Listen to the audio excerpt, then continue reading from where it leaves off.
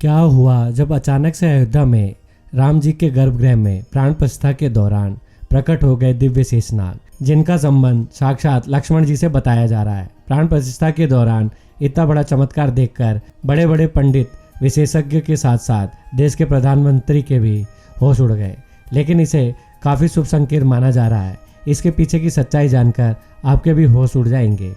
अगर आप एक सच्चे सनातनी हैं तो इस वीडियो को लाइक करके, और आप भी राम मंदिर बनने से बेहद खुश हैं तो कमेंट बॉक्स में जय श्री राम जरूर लिखें, और पूरी सच्चाई जानने के लिए इस वीडियो को अंत तक देखते रहें। अयोध्या इतिहास रचने के बहुत करीब है, जिस दिन का सभी सनातनियों को बरसों से इंतजार था। आखिरकार वह दिन आ ही गया। अयोध्या में बन रहे भव्य राम मंदिर में जब प्रभु श्री राम ने विराजमान होकर अपने भक्तों को दर्शन दे ही दिए, प्राण प्रतिष्ठा से पूर्व ही अस्थायी गर्भगृह में रामलला के दर्शन बंद कर दिए गए। अब 23 जनवरी से दोबारा दर्शन आरंभ हो गए, जब रामलला को नवनिर्मित राम मंदिर के गर्भगृह में स्थानांतरित किया जाएगा। इस आंदोलन की आग में पूरा देश झुलसा था। सैकड़ों ने सीने पर गोलियां खाई तो हजारों ने अपना लहू पानी की तरह बहा दिया। बात हो रही है राम जन्मभूमि यानी अयोध्या की, जो 22 जनवरी को राम मंदिर की प्राण प्रतिष्ठा हुई है। उसमें पूरी दुनिया को भगवान राम के अस्तित्व से रूबरू कराया है।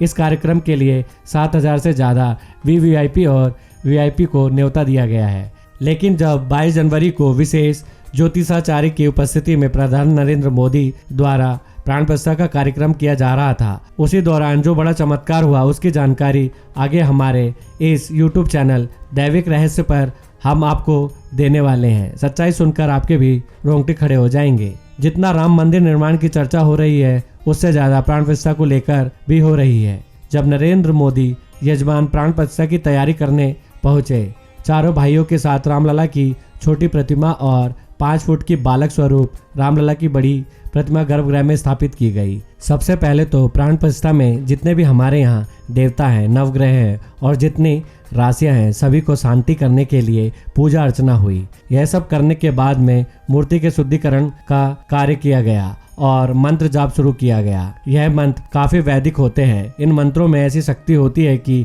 ये किसी भी मूर्ति के अंदर प्राण डाल सकते हैं। लेकिन जब प्राण प्रतिष्ठा का कार्यक्रम चल रहा था, इसी दौरान वहां पर एक ऐसा चमत्कार हुआ जिसे देखकर सभी पंडितों के और वहां खड़े सभी लोगों के होश उड़ गए। गर्भगृह में प्रभु श्री राम की मूर्ति में चरणों के पीछे से अचानक सांप का एक छोटा बच्चा वहां निकल आया, जिसे देखने के बाद सभी लोगों का यही मानना था स्वयं शेषनाग ने प्राण प्रतिष्ठा के इस कार्यक्रम में आहुति दी है। सभी लोगों ने उन्हें प्रणाम किया और सुरक्षित तरीके से बाहर मंदिर परिसर के बाहर छोड़ दिया गया। लेकिन सबके मन में यही सवाल था, गर्भगृह बहुत सुरक्षित है और चारों तरफ से अंदर किसी जीव जंतु के आने की कोई संभावना नहीं है, तो सांप का छोटा सा बच्चा मूर्ति के पैरों में आखिर कहां से आया था?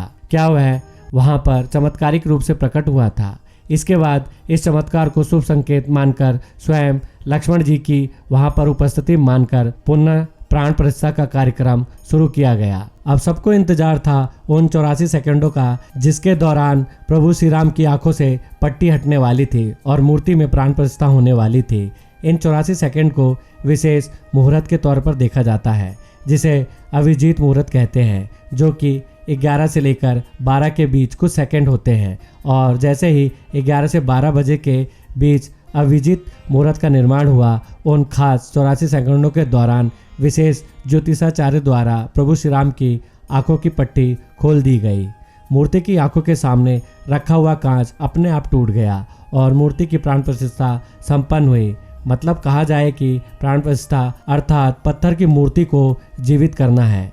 चाहे पत्थर की मूर्ति हो, चाहे धातु की मूर्ति हो, चाहे लकड़ी की मूर्ति हो, जो भी मूर्ति होती है प्राण प्रतिष्ठा होने पर ही वह पूजनीय होती है। यदि प्राण प्रतिष्ठा नहीं होती है, जैसे दुकान में पड़ी हुई मूर्ति होती है, तो इसलिए उसकी विधि विधान से प्राण प्रतिष्ठा की व्यवस्था है। जो शक्तियाँ परमात्मा में होती है, उन मंत्रों के द्वारा उन सारी शक्तियों को उस प्रतिमा में स्थापित किया जाता है, जिससे लोग दर्शन करने के बाद और लाभ उठाते हैं और जिन जिन भावनाओं के साथ उनका दर्शन करते हैं उनका कल्याण होता है। अब सवाल उठता है कि अगर प्राण प्रतिष्ठा के दिन आम जनता राम मंदिर के दर्शन नहीं कर सकती है, तो उनके लिए मंदिर के द्वार कब खुलेंगे? बता दें कि आम जनता के लिए मंदिर के द्वार 25 जनवरी से खुल जाएंगे। हालांकि मंदिर के दर्शन के लिए लोगों को पहचान संबंधित अपने दस्तावेज लेकर जाने होंगे। इस दस्तावेज की लिस्ट में आधार कार्ड को पहले नंबर पर रखा गया है। इसके अलावा देश भर में संघ के 45 प्रांतों में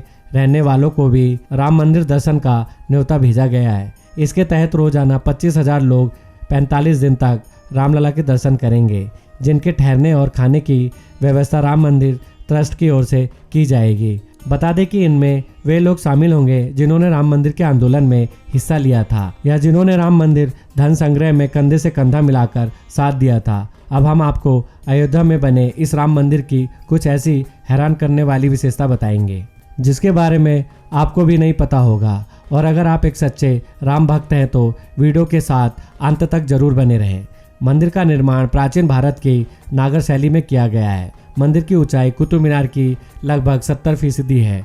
अयोध्या में भव्य राम मंदिर भारतीय पारंपरिक विरासत का एक सुविचारित वैज्ञानिक रूप से क्रियान्वित और अद्भुत नमूना है। अयोध्या में लगभग 3 एकड़ भूमि पर बना यह मंदिर 161 फीट ऊंचा, 235 फीट चौड़ा और इसकी कुल लंबाई 360 फीट है। मंदिर को मजबूत बनाने के लिए खास जोर दिया गया है। इसकी नींव 15 फीट गहरी है और फाउंडेशन पूरी तरह से स्टोन से बना है। मंदिर में लोहे या स्टील का इस्तेमाल नहीं किया गया है, जिस कारण यह मंदिर हजारों सालों से भी ज़्यादा समय तक सुरक्षित रहेगा। मंदिर का निर्माण इस तरह से किया गया है कि रिक्टर स्केल पर 7 की तीव्रता का भूकंप भी इसका कुछ नहीं बिगाड़ पाएगा। राम मंदिर में कुल 46 दरवाजे लगेंगे, जिनमें से 42 पर 100 किलो सोने की परत चढ़ाई है। सीढ़ियों के पास 4 दरवाजे लगे जिन पर सोने की परत नहीं होगी। मंदिर के दरवाजे को महाराष्ट्र की सागौन की लकड़ी से बनाया गया है। इन पर हैदराबाद के कारीगरों ने नक्काशी का काम किया है। मंदिर में रामनवमी के दिन भगवान राम का अभिषेक सूर्य की किरणों से होगा। दोपहर के समय जब सूर्य दक्षिण की ओर होगा तब मिरर और लेंस से सूर्य की रोशनी रिफ्लेक्ट होकर भगवान के ललाट पर पड़ेगी। सच में दोस्तों, राम मंदिर का इतिहास बहुत बड़ा है और हम सभी इसके इतिहास के सामने बहुत छोटे हैं, लेकिन यह हमारा सौभाग्य है कि हम राम मंदिर को बनता हुआ अपनी आंखों से देख पाए। हम नमन करते हैं उन सभी कार सेवकों को जिनके बलिदान से हमें आज यह दिन देखने को मिला है। आप भी नीचे कमेंट बॉक्स में उन्हें श्रद्धांजलि जरूर दें। तो दोस्तों, आज के वीडियो में बस इतना ही। अगर वीडियो पसंद आई हो तो वीडियो को लाइक, शेयर और चैनल को सब्सक्राइब करके बेल आइकन को प्रेस करना मत भूलिएगा। और जल्दी मिलते हैं एक नए वीडियो के साथ। तब तक के लिए बाय, टेक केयर।